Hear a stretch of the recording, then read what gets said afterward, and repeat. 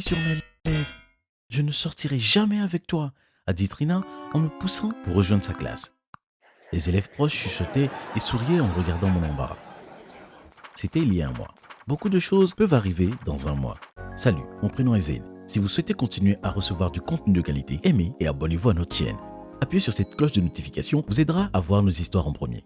Trina est ce que nous appelons une plastique et elle est mon béguin depuis le lycée. Elle était toujours bien habillée, sortait avec le meilleur des sportifs et en toute occasion, elle pouvait être méchante. Vous pouvez demander pourquoi voudriez-vous être avec quelqu'un comme ça? Le cœur veut ce que le cœur veut.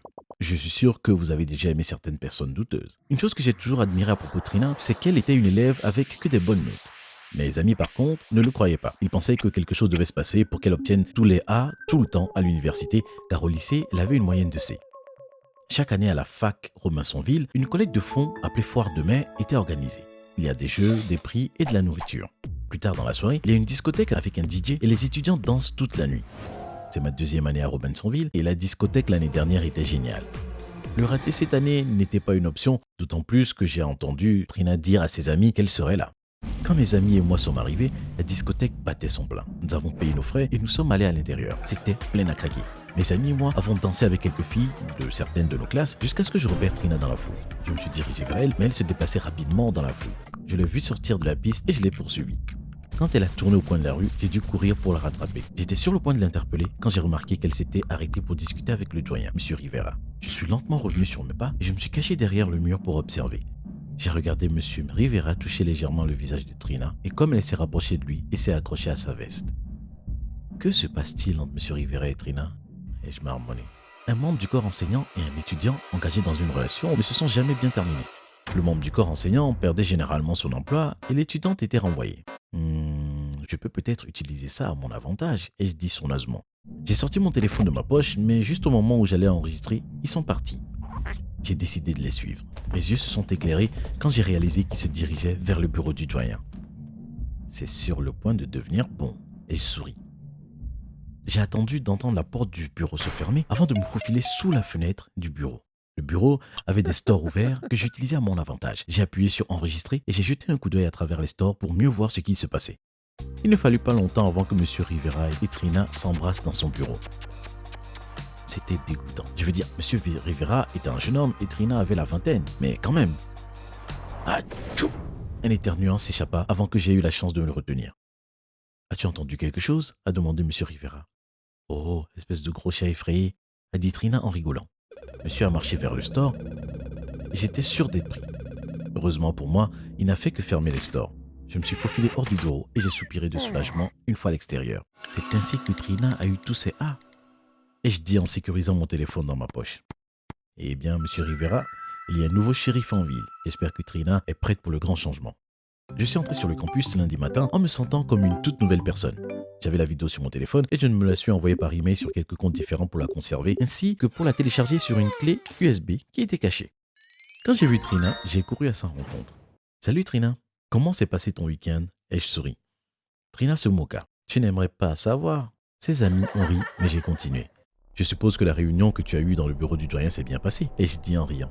Le visage de Trina est devenu terriblement blanc alors qu'elle tâtonnait. Je sais pas de quoi tu parles. Ses amis l'ont regardé avec confusion. J'ai sorti mon téléphone. Dois-je vous montrer à toi et à tes amis de quoi je parle? Et je dis en jouant avec mon téléphone entre les doigts. Vous tous, allez-y, a dit Trina à ses amis. Laissez-moi voir ce que veut ce débile. Dès que ses amis sont partis, elle s'est tournée vers moi. Ses yeux verts semblaient contenir des flammes. Que veux-tu? A-t-elle demandé furieusement. Je lui ai montré la vidéo et j'ai dit. Je veux que tu sois ma petite amie. Tu vas aller vers le bureau de Rivera et lui dire que tout ce qui se passe est fini. Sinon, la petite vidéo sera la prochaine chose populaire sur les réseaux sociaux. J'ai marché avec Trina jusqu'au bureau du doyen et je l'ai attendue dehors. Quand elle est sortie du bureau, elle m'a lancé un regard mortel, mais j'ai haussé les épaules.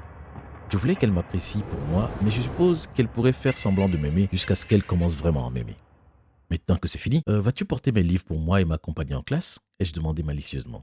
Trina était sur le point de faire un commentaire sarcastique lorsque j'ai agité mon téléphone devant elle et j'ai dit Trina grogna, mais elle a pris mon sac et mes livres et m'a accompagné jusqu'à ma classe. Nous avons eu le droit à quelques regards, mais Trina n'a rien dit. Elle m'a déposé, j'ai pris mes affaires et je l'ai embrassée sur la joue. J'ai dit, ce soir, je viendrai te chercher à 20h pour notre premier rendez-vous. Porte quelque chose de joli. Cette nuit-là, quand je suis venu la chercher chez elle, Trina avait l'air magnifique. Sa robe verte faisait vraiment ressortir ses magnifiques yeux verts. Je lui ai rendu des fleurs que j'avais achetées et elle m'a suivi jusqu'à la voiture. Nous avons interrompu le dîner lorsqu'elle a reçu un appel de sa mère disant qu'il y avait une urgence à la maison. Je savais qu'elle avait probablement demandé à sa mère de l'appeler pendant le dîner comme plan d'évacuation, mais je l'ai quand même excusée et je l'ai laissée rentrer chez elle. Je lui ai dit que je la verrais demain à l'école quand elle est sortie de la voiture. Ce n'est que le début. Et je dis en partant. Les 2 semaines suivantes ont été comme un rêve devenu réalité. J'avais ma propre assistante personnelle. J'ai demandé à Trina de tout faire pour moi, y compris me nourrir à la cafétéria et faire mes devoirs. J'ai même commandé un grand éventail de plumes de poche pour qu'elle puisse m'éventer tout en plaçant des raisins dans ma bouche. La seule chose qu'elle n'a pas fait était de se prosterner et de m'embrasser les orteils. Mes amis m'ont félicité pour l'excellent travail que je faisais avec Trina. Ils m'ont demandé comment j'avais pu la faire changer aussi rapidement. Je leur ai juste dit que Trina avait réalisé à quel point j'étais un gars formidable. Je passais un bon moment jusqu'à ce que Trina manque une journée à l'école. Cela ne me dérangeait pas trop, jusqu'à ce que je réalise qu'un jour est rapidement passé à 3. J'ai essayé de l'appeler et de lui envoyer des messages, mais en vain. J'ai même menacé de divulguer la vidéo, mais Trina n'a pas répondu. Après les cours, un après-midi, j'ai décidé de rendre visite à Trina chez elle. Sa mère m'a accueilli. Ses yeux étaient gonflés et rouges, comme si elle avait pleuré. Bonjour, Trina était là? Ai-je demandé poliment. Trina a disparu. Elle est allée à l'école et n'est jamais revenue. Ils ont demandé une rançon de 50 000 $. Ils ont dit que si nous allions à la police, nous ne reverrions plus jamais Trina, a pleuré sa mère. Je l'ai remerciée et je lui ai dit que si elle avait besoin de quelque chose, je serais disponible pour l'aider. Cette nuit-là, je me suis retourné le cerveau pour essayer de comprendre ce qui était arrivé à Trina. Je me sentais horrible pour la façon dont je la traitais. Vers 23h, mon téléphone a sonné. C'était Trina. Zine, allô? Allô? A demandé Trina à la voix tremblante. J'ai écarté mes couvertures et je me suis assis. Trina, où es-tu? Ai-je demandé. Je suis en sécurité. J'ai pu m'enfuir, mais j'ai besoin que tu viennes me chercher. S'il te plaît, ne le dis pas encore à mes parents. Ils en ont assez souffert. Dis-moi où tu es, je vais venir te récupérer. Elle m'a donné l'adresse. J'ai enfilé mes baskets et j'ai attrapé mes clés de voiture. J'ai sauté dans ma voiture et je suis allé à l'adresse. Je suis arrivé à la station-service et j'ai vu Trina sortir du magasin. Elle s'est dirigée vers la voiture, regardant souvent par-dessus son épaule. Merci d'être venu, a-t-elle dit en jetant ses bras autour de moi. Pas de problème, on y va. Sur le chemin du retour, quelqu'un m'a couvert la bouche. Quelqu'un était à l'arrière de ma voiture. J'ai fait une petite déviation à cause du mouvement soudain et Trina a crié. Heureusement, la route était libre. L'homme a dit « Fais ce que je dis ». Il m'a ensuite donné des indications pour un endroit. L'homme a dit « Je suis juste derrière vous. Si vous faites des bêtises, on ne vous reverra plus ». Après 1 heure sur une longue route sinueuse, au milieu de nulle part, je me suis garé dans le parking. Maintenant, emmenez votre ami là-bas et entrez dans le bâtiment. Allez au dernier étage. Là, vous verrez une chaise et une corde. Attachez mademoiselle et attendez mes instructions. Et n'essayez rien. Quelqu'un est déjà dans le bâtiment en train de vous regarder, ordonna l'homme. Trina et moi sommes descendus à contre-cœur de la voiture et sommes entrés dans le bâtiment. Nous avons fait ce qu'on nous a dit et nous sommes allés au dernier étage. Nous avons dû utiliser les escaliers et alors que nous avons commencé à monter, j'ai regardé derrière nous et fidèle à sa parole, quelqu'un était dans le bâtiment et nous suivait. Trina m'a tenu la main et je l'ai serré. Ne t'inquiète pas, tout ira bien. Et je souris. Quand nous sommes arrivés au dernier étage, c'était un espace ouvert. Il y avait une chaise et une corde qui attendaient. Je me suis excusé auprès de Trina de l'avoir ligotée et de l'avoir fait chanter. Honnêtement, je ne voulais pas que ça aille si loin. Je voulais juste que tu me remarques et que tu me donnes une chance. Et je dis doucement. Après avoir ligoté Trina, je me suis assis dans la pièce, sur le sol, à côté d'elle, me demandant ce qui allait se passer ensuite.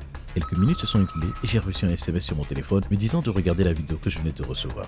Lorsque j'ai cliqué sur le bouton lecture, la vidéo m'a montré des clips de séquences de sécurité. Trina marchant vers ma voiture depuis la station-service. Trina me serrant dans ses bras. Moi, arrivant sur le parking de l'immeuble où nous étions, avec Trina et nous marchons tous les deux à l'intérieur. Et enfin, moi qui attache Trina. Toutes les images avaient la même date, il y a 3 jours, lorsque Trina a disparu. La mâchoire m'en est tombée. Comment est-ce possible? Ai-je dit en passant ma main dans mes cheveux de frustration. Mon téléphone a sonné. L'homme a dit « Laisse Trina partir. Ensuite, marchez dehors 5 minutes après. » Il a raccroché et encore une fois, j'ai fait ce qu'on m'avait dit. Trina m'a souri avant de descendre les escaliers. Au bout de 5 minutes, je suis descendu. Une fois en bas, il y avait une autre voiture dans le parking. Un homme s'est appuyé contre la voiture et Trina se tenait à côté de lui. À ce moment-là, j'étais très confus. Alors, tu vas arrêter de faire chanter ma fille ou devrais-je dire à la police que tu l'as kidnappée? A dit le père de Trina sévèrement. J'étais choqué.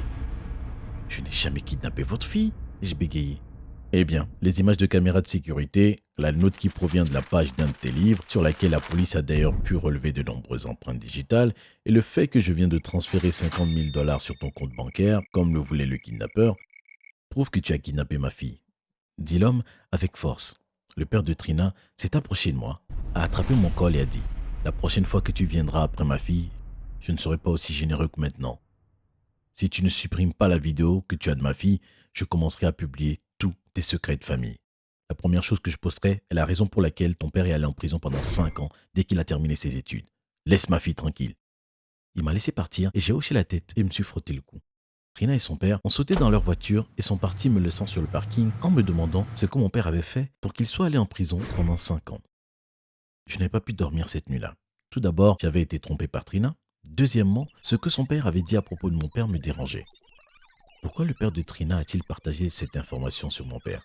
J'ai décidé de ne pas interroger mon père à ce sujet car il ne me dirait peut-être pas la vérité. J'ai décidé d'enquêter moi-même. Les jours suivants, j'ai gardé mes distances avec mon père. Je lui ai dit que j'avais des examens à venir et que je voulais être prêt. C'était le seul moyen de l'éloigner de moi et qu'il ne se doute pas de la raison pour laquelle je gardais mes distances. J'ai rempli une demande en ligne pour pouvoir obtenir le casier judiciaire de mon père. Comme mon père est le seul à pouvoir le faire, j'ai dû imiter sa signature et faire les papiers dont j'avais besoin. J'ai vérifié religieusement la boîte aux lettres car le colis serait arrivé avec le nom de mon père dessus. Je devais y arriver avant lui. Un mois plus tard, le colis est enfin arrivé. J'ai couru jusqu'à ma chambre et je l'ai ouvert. À ce moment-là, j'ai réalisé que j'avais fait une grave erreur et que j'aurais dû laisser dormir les chiens. Mon père et certains de ses amis ont tenté de cambrioler une supérette quelques semaines après avoir obtenu leur diplôme universitaire. Ils ont pu sortir du magasin, mais le propriétaire les a poursuivis avec une arme à feu. Une personne a été mortellement blessée cette nuit-là. C'était le conducteur en fuite. Son nom était Lauren Jameson, ma mère.